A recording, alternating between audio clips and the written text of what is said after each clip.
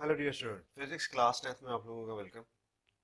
आज का जो हमारा टॉपिक है वो यूनिट नंबर 17 का लास्ट जो टॉपिक है वो है unit number 17 information and communication technology. और उसका जो टॉपिक है वो 17.10 है, risk of ICT to society and the environment. जहाँ पे आईसीटी के बहुत ज़्यादा फ़ायदे हैं, वहाँ पे आईसीटी को भी रिस्क है और एनवायरनमेंट को भी रिस्क है और सोसाइटी को भी रिस्क है। सो फ़ायदे भी इनके सोसाइटी को भी है, एनवायरनमेंट को भी है और पर्सन्स को भी है।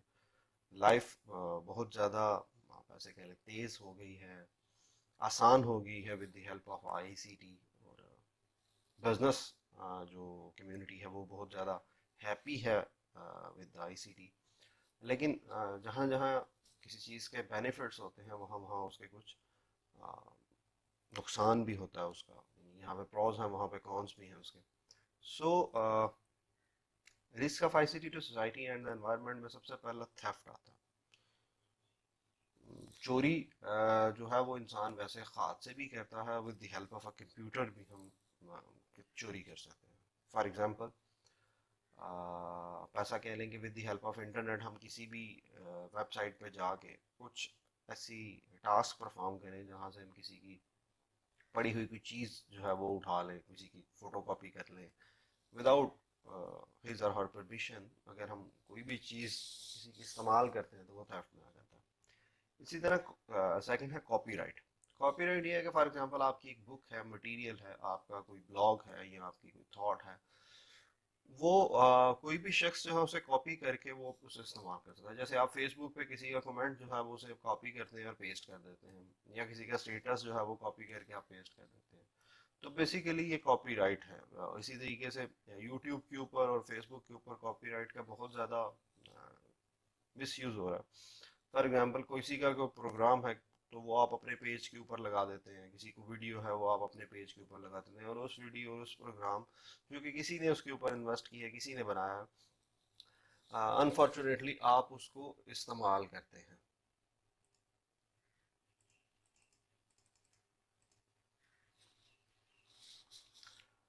अनफॉर्चुनेटली आप उसको इस्तेमाल करते हैं। फॉर एग्जांपल आप ऐसा कह लेंगे क्रिकेट का मैच है, वो किसी की प्रॉपर्टी है और आप उसको कॉपी करके आप अपने पेज पे लगा देते हैं और वहां से आप पैसे कमाना शुरू कर देते हैं, यानी कि एड्स वगैरह आपको फेसबुक या यूट्यूब दे देता है और आपको वो मनी मिलना शुरू। तो ये वाली मनी जो है ये बेसिकली आप कॉपीराइट से इलीगली ले रहे हैं। उसे आप हराम भी कह सकते हैं इन अदर कैटेगरी। हमें छोटी छोटी चीज़ों का हम ख्याल नहीं रखते, लेकिन ये काफ़ी ज़्यादा सीरियस इशू है कि हम किसी की इस चीज़ को इस्तेमाल करके खुद अपनी अर्निंग बना लेते हैं विदाउट हिज और हर परमिशन। अगर हम हाँ किसी ऑर्गेनाइजेशन की परमिशन के साथ ये काम करते हैं तो फिर ये लीगल है।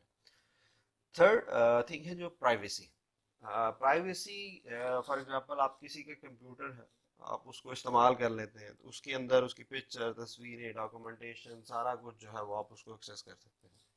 तो ये प्राइवेसी को हर्ट करता है बेसिकली।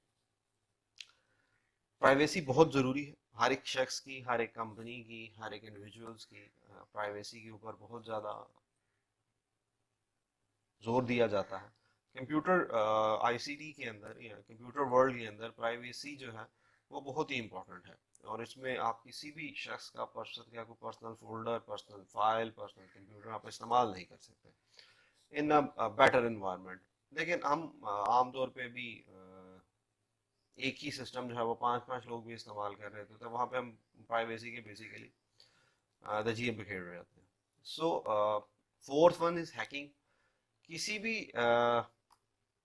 सिस्टम को खराब कर देना, फॉर एग्जांपल किसी सॉफ्टवेयर में घुस के उसकी उसको ख़त्म कर देना, उसको में चेंजिंग कर देना, किसी कंपनी का मटेरियल जो है थ्रू द ऑनलाइन, अगर आप एक कंपनी का जो वेबसाइट है उसको आप अपने कंट्रोल में ले लेते हैं, उसके जो पासवर्ड है उन्हें ब्रेक कर देते हैं, या आप किसी एप्लीकेशंस को मिसयूज करते हैं, तो ये सारा हैकिंग के अंदर आता है।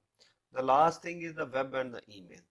मोस्टली वेबसाइट्स हैं या ईमेल है, फॉर एग्जांपल आपकी वेबसाइट है तो आप उसको किस तरह यूज करते हैं। आप उसको उसके ऊपर लीगल जो मटेरियल है वो अपलोड करते हैं, इलीगल मटेरियल अपलोड करते हैं। आपको उसमें परमिशन है या नहीं है। तो इस तरह ये वेबसाइट्स हैं, ये भी काफ़ी ज़्यादा रिस्क है हमारी आईसीटी के ऊपर, कि मुख्तलिफ तरह की इस तरह की वेबसाइट्स बना दी जाती हैं जो कि एक माशरे या एक सोसाइटी के लिए वो नॉर्मल नहीं होता। इसी तरीके से ईमेल हैकिंग जो है, ईमेल इंक्रिप्शन जो है, वो बहुत ज़्यादा इंपॉर्टेंट है। फॉर एग्जांपल अगर ईमेल आप करते हैं और आपकी ईमेल हैक हो जाती है, आपकी ईमेल को और बंदा रिसीव करना शुरू कर देता है, या आपका ईमेल का जो पासवर्ड है वो किसी और जगह, आप किसी बैकएंड सिस्टम में बैठते हैं, वहाँ पे अपनी ईमेल लगाते हैं और आप साइन आउट करना भूल जाते हैं, और उस सिस्टम के अंदर ये ऑप्शन मौजूद है कि ऑटोमेटिकली साइन इन की, और आपने उसको इग्नोर कर दिया और आप वहाँ की ईमेल जो है वहाँ पे लग गई और आपकी ईमेल वहाँ पे अब रिसीव होना शुरू हो जाएगी। सो ईमेल की प्राइवेसी जो है ये भी काफ़ी ज़्यादा इम्पोर्टेंट है। In this modern age, we are expected to rule upon information technology, but blind faith in modern technology may be dangerous in many cases.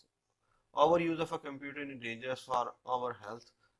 ये स्टेटमेंट भी काफ़ी हद तक इम्पोर्टेंट है कि हेल्थ के लिए काफ़ी ज़्यादा डेंजरस है over use of a computer. लेकिन आजकल तकरीबन 12 to 14 आवर्स जो है वो एक आम पर्सन जो है वो कंप्यूटर का इस्तेमाल करता है। सो ये इतना ज़्यादा भी अब इसके ऊपर फोकस नहीं किया जा रहा कि जो कंप्यूटर है वो डेंजरस फॉर हेल्थ है। Computer crimes are also very common these days. Computer crime is defined as any crime accomplished through knowledge. Our use of computer technology. There is also a word theft. Theft is the most common form of a crime. Computers are used to steal money, goods, information and computer resources. मतलब तीन तरह की चीज़ें कि आप money steel करते हैं। For example आप किसी का एटीएम कार्ड का जो पिन और पासवर्ड है वो आप नोट कर लेते हैं और उसके बाद उसका मिस यूज़ करते हैं, या किसी कि ऑनलाइन ट्रांजैक्शन के दौरान आप उसकी इंफॉर्मेशन जो है वो कैप्चर कर लेते हैं और उसके बाद उसको मिस यूज़ करते हैं। इसी तरीके से इंफॉर्मेशन जो किसी की गैदर कर ली जाती है, स्टेटस हो गया या उसके बारे में जो इंफॉर्मेशन है, फॉर एग्जांपल आप आ, किसी स्कूल या कॉलेज के स्टूडेंट्स हैं, उनकी वेबसाइट है, उनका डाटा वहाँ पे मौजूद है, तो वो सारे का सारा डाटा जो है without the permission of institute आप उसको गेन कर लेते हैं, तो ये भी क्राइम के अंदर आता है। Privacy is another issue of importance which is common on computer. It is illegally duplication of copyright material like books, papers and software etc. ये कॉपीराइट का जो इशू है ये बुक्स में भी, रिसर्च पेपर में भी और सॉफ्टवेयर में भी आता है। फॉर एग्जांपल आप किसी सॉफ्टवेयर को उठाते हैं, उसका नाम वगैरह चेंज करके अपने पर्पस के लिए इस्तेमाल करना शुरू कर देते हैं। फॉर एग्जांपल अब आप जैसे आप ये कह लें कि कुछ एप्लीकेशन ऐसी होती हैं जो कि आम तौर पे उनका जो कोड होता है वो गूगल वगैरह के ऊपर उन्होंने अपलोड किया होता है। तो कुछ लोग ऐसे होते हैं कि वो पूरे का पूरा एप्लीकेशन उठाते हैं, उसके ऊपर लोगो वगैरह चेंज करते हैं और उसे इस्तेमाल करना शुरू करते हैं।